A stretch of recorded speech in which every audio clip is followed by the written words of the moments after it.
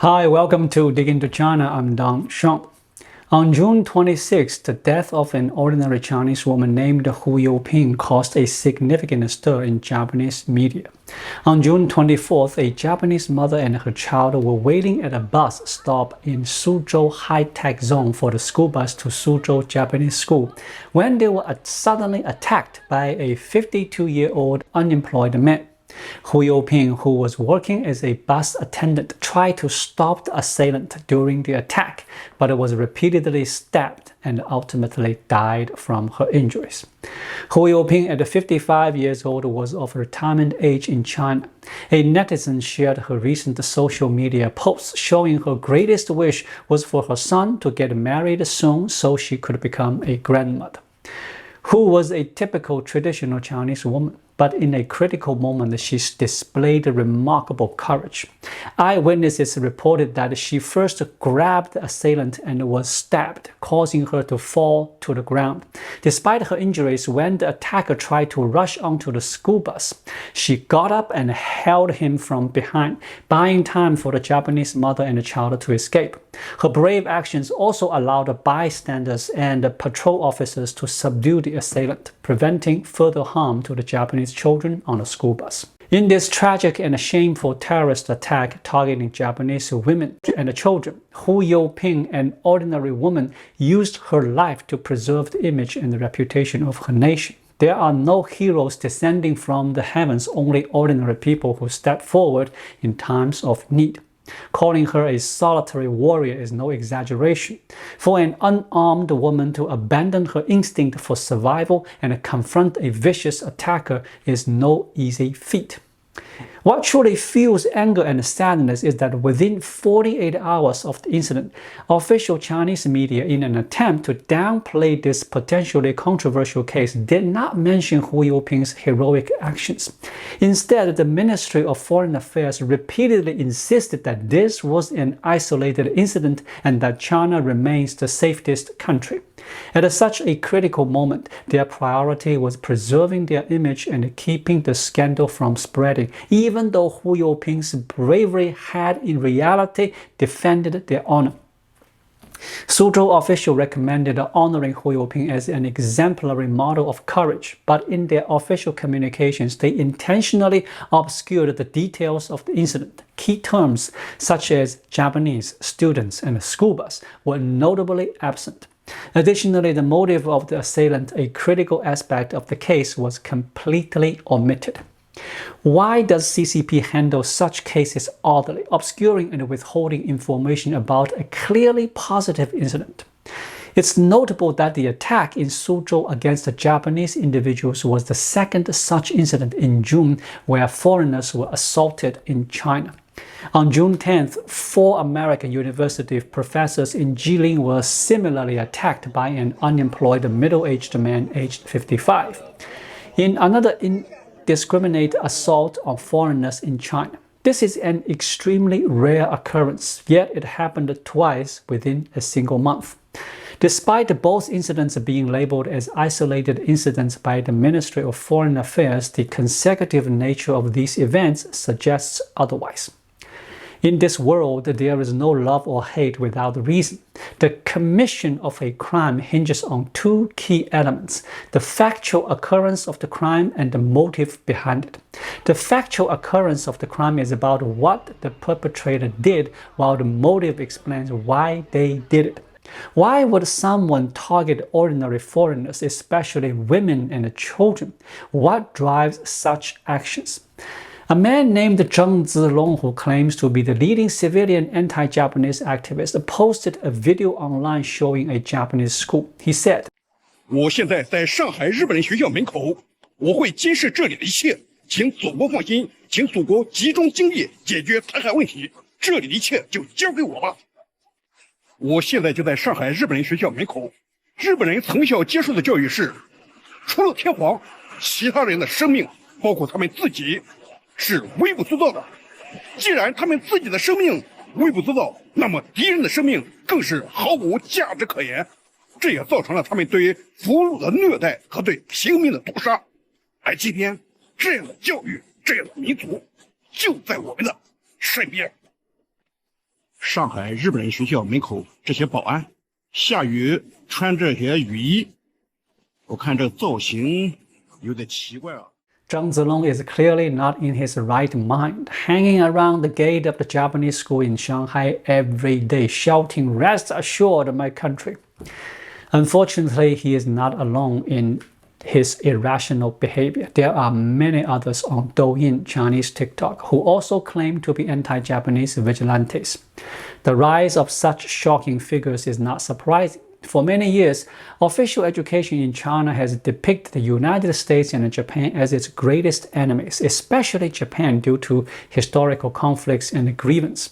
Japan has become the primary outlet for nationalistic sentiment. Whenever there is any disturbance, Japan inevitably becomes the target of criticism and hostility. We all know that the Boxer Rebellion endured not because of its inherent strength, but because the Qing dynasty needed to exploit it.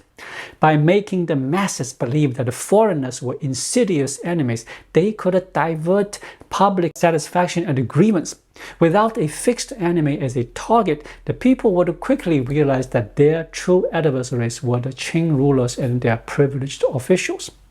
Because of this, countries like the United States and Japan, viewed as deviating from the right path, are inevitably seen as adversaries. It might seem puzzling to many. Despite the CCP's ideological commitment to portraying these nations as enemies and actively working to discredit them, why does it simultaneously push for visa-free policies to attract foreign investments? Furthermore, why does it persistently strive to prevent decoupling from developed countries, including the United States and Japan? What underlies this ideological contradiction? Since coming to power, the CCP has frequently prioritized ideological alignment over national interests in its international relations. Initially allying closely with the Soviet Union, it initially viewed the United States as an enemy. However, during the World War II, China and the US were strong allies, and the CCP, based in Yan'an caves, often praised American democracy. However, after 1949, it again positioned the US as an adversary, leading to significant shifts in its propaganda and public relations strategies.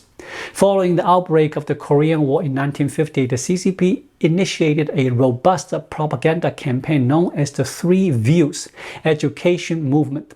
This campaign aimed to indoctrinate the Chinese people with sentiments of hostility, disdain, and contempt towards American imperialism. The brainwashing education effort proved highly effective, quickly establishing the United States as the foremost enemy in the minds of the Chinese populace. After accumulating numerous international adversaries and facing unprecedented isolation following the loss of its allies in the Soviet Union and Eastern Europe, the CCP was compelled to pivot and seek to mend relations with the United States. Thus, when the US extended an olive branch, the CCP swiftly altered its stance, paving the way for President Nixon's historical visit to China in 1972. This contradiction between propaganda and practical diplomacy was highly perplexing for the average citizen. Many struggle to understand how the US could shift from being yesterday's sworn enemy targeted for destruction to today's honored guest invited to share a toast of Mao Tai at the Great Hall of the People. The CCP's propaganda consistently grapples with this self-contradiction. On one hand, for ideological purposes, it must portray the West and its allies as enemies, stoking resentment and hostility among the people. On the other hand, due to practical necessities, it must also manage these relationships to some degree because it relies on Western technology, funding, and assistance for development. This contradiction is particularly evident in the relationship between China and Japan. Initially, Japan aligned closely with the United States and refused to recognize the CCP regime. In 1951, Japan further solidified its alliance by signing the US-Japan Security Treaty. Prime Minister Nobusake Kishi, who is also Shinzo Abe's grandfather, visited Taiwan in June 1957 and expressed support for the Republic of China's efforts to retake the mainland. Interestingly, during this period, the CCP actually harbored positive sentiments towards Japan. Despite historical conflicts, the CCP had a somewhat favorable view of Japan. Mao Zedong even held multiple meetings with Japanese civilian delegations, and he praised the praise grateful for Japanese aggression was reiterated several times. In 1961, Mao Zedong met with Shusaku Kihara, an advisor to the Japanese Socialist Party, and expressed, "Without China's anti-Japanese war, the Chinese people wouldn't have awakened or united. We might still be in the mountains today and unable to enjoy Peking opera in Beijing." In a sense, Japanese monopoly capital and warlords inadvertently did us a favor. If gratitude is due, I would thank the Japanese warlords. On December 18, 1970, Mao Zedong conversed with Edgar Snow, the author of The Red Star Over China. Mao remarked, "Those Japanese were quite something. The success of the Chinese Revolution relied on their involvement. I once conveyed this to a Japanese capitalist named Saburo Nako, who consistently apologized for the invasion. I replied, 'No, you actually helped us significantly.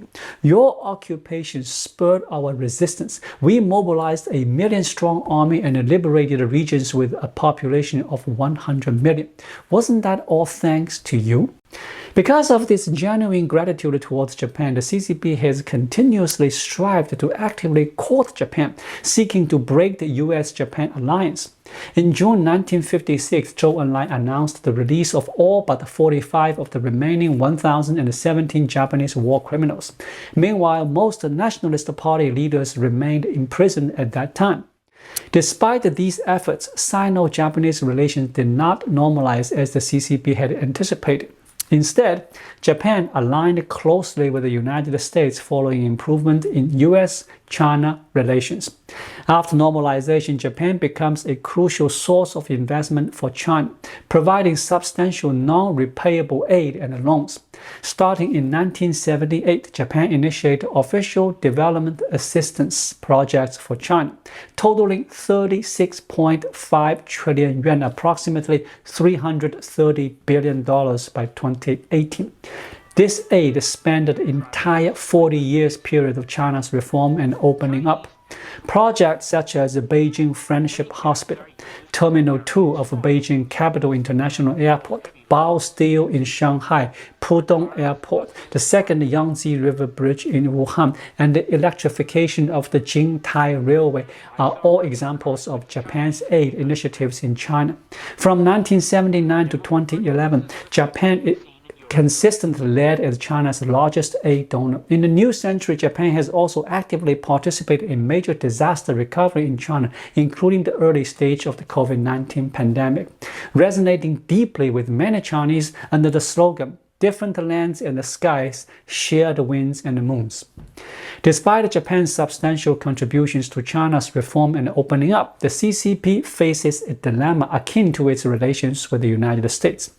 Japan, as a key ally of the United States and one of Asia's most successful nations, holds significant importance to and maintains generally friendly relations with China. However, historical complexities and perceived ideological difference label Japan as a nation straying from the righteous path. These historical entanglements make Japan a prime target for nationalist sentiment and external resentment. In recent years, Japan has drawn closer to both the United States and Taiwan, aligning against the CCP in terms of shared values. This has heightened the CCP's scrutiny of Japan. While officially maintaining positive relations with Japan, the CCP also feels anti-Japanese sentiments among its people. This is evident in annual commemoration of the Nanjing Massacre and the production of numerous anti-Japanese dramas aimed at sustaining and intensifying public animosity. The CCP's diplomatic approach often embodies the proverbial having it both ways, as commonly discussed. This explains why the CCP has maintained a notably subdued response to the two recent attacks on foreigners in June. Delving deeper into these cases would inevitably expose motives likely rooted in hate crimes, driven by indoctrinated propaganda. The true architects are not just the assailants wielding knives, but also those who perpetrated relentless narratives of China's safety. For the CCP, deeply criticizing these crimes would undermine its long-standing nationalist rhetoric and the portrayal of the United States and Japan as imaginary adversaries. Yet turning a blind eye to such malignment incidents targeting foreigners only compounds the pressure to ensure domestic stability.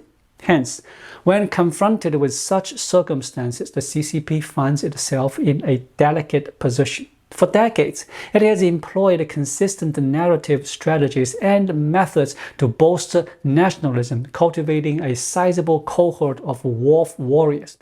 The aim for these warriors to continuously vocalize and deflect attentions from actual issues. However, they also seek to prevent these figures from excessively aggressive actions that could escalate situations beyond control, thereby burdening the leadership with accountability. This dual desire reflects a consistent ideological dilemma evident in CCP's policies towards the Middle East as well. In practical terms, the CCP has benefited greatly from Israel's military technology and strives to maintain positive relations with the country. However, ideologically, the CCP cannot forsake its support for Palestine and is hesitant to disassociation from groups like Hamas. Hence, CCP's Middle East policy mirrors its approach to Japan, marked by inherent contradictions. This long-standing neurologic inconsistency has defined CCP's diplomatic stance, often placing it in awkward and paradoxical situations. Returning to the incidents in Jilin and Suzhou, these cases involve unemployed individuals at the grassroots level who, with nowhere else to vent their frustrations, ultimately aimed their revenge at a more vulnerable and unfamiliar group of strangers. This year has witnessed several similar incidents. For example, on May 20th in Guixi province, a 45-year-old woman wielding a fruit knife attacked innocent elementary school students at the Mingde Elementary School, resulting in 2 fatalities and 4 serious injuries. On May 21st in Sichuan, there were 3 separate attacks on innocent pedestrians within the span of one day.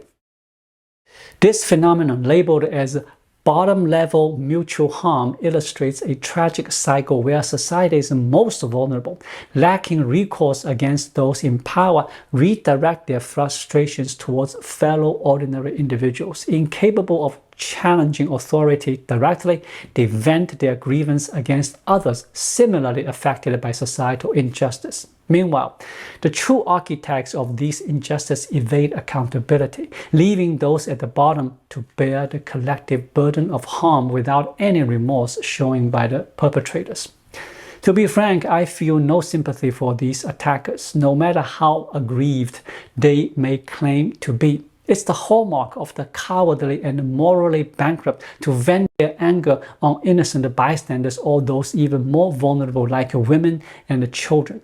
These senseless acts of violence are as tragic as the Boxer Rebellion a century ago. They do not symbolize desperate resistance, but rather the ignorance of slaves and the cruelty of insects. As the saying goes, injustice have a source and a culprit, often leading to the government. Yang Jia in Shanghai is still commemorated today because after facing injustice, he courageously fought back against the powerful individuals and institutions responsible, not targeting the common people below.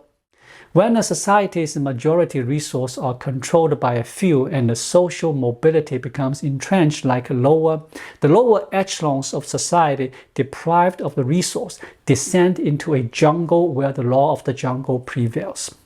At the apex of the food chain, lions reign in serene containment, while beneath the surface, insects viciously vie with one another. For centuries, Chinese society has largely existed in such a paradigm. Under prolonged authoritarian rule, institutional rigidity, and political corruption, social competition has devolved into a jungle-like environment. Those at the bottom suffer the most, with their rights easily violated and no avenue for recourse, often resulted in drastic actions. Hence, attacks on foreigners and previous assaults on domestic populations share fundamental roots. differing only in their targets for venting frustration. In a society marked by pervasive hostility, when the lower echelons are unable to protect their rights through legitimate means, violence emerges as the ultimate means for asserting oneself. If you won't give me a voice, I'll make you listen through force. This unpredictable threat poses a catastrophic risk to every member of society, including those at the highest echelons. The anger brewing at the bottom, when it reaches critical mass, spreads like a wildfire, unleashing a potent and indiscriminate force. In a nation steeped in nationalism and patriotism, how should an ordinary person understand and demonstrate patriotism? Take the example of Zheng Zilong, who surveys Japanese school in Shanghai. He is reported to be a father searching for his missing child, while others' children return home safely. His persistent question remains, will the perpetrators face justice? Is justice even attainable? Instead of focusing on his own tragic circumstance, he dedicated himself to monitoring foreign children. Describing him as mentally troubled would be an understatement. His version of patriotism appears absurd and tragic. Many Chinese individuals often speak of the United States and Japan with bitterness. But if we pause to reflect, does your lifetime struggle with education, healthcare, employment, and various injustices really have any direct link to those countries? Has any foreigners personally insulted, oppressed, or disrespected you in China? Therefore, the question of how to practice patriotism and what kind of nation to love isn't so complex after all. For an ordinary person, being a decent human being and abiding by the law, paying taxes as required, is the greatest form of patriotism. Any additional demands beyond this are often manipulative and misleading. Finally, I want to once again honor and thank Ms. Hu Youping. Her courage has shown the world that Chinese people have a deep sense of justice and moral clarity, just like people from other nations.